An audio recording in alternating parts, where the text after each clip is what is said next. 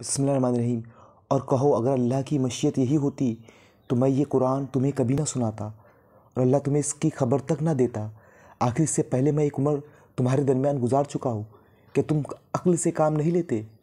फिर इससे बढ़कर जालिम और कौन होगा जो एक झूठी बात गढ़कर अल्लाह की तरफ मंसूब करे या अल्लाह की वाकई आयत को झूठा करार दे। यकीन मुजरिमीन कभी फला नहीं पा सकते।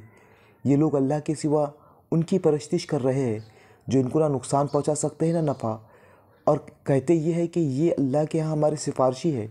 ए मोहम्मद सल्लल्लाहु अलैहि वसल्लम, इनसे कहो क्या तुम अल्लाह को इस बात की खबर देते हो जिसे ना वो आसमानों में जानता है ना ज़मीन में, पाक है वो बाला वो बरतर है इस शिर्क से जो ये लोग करते हैं।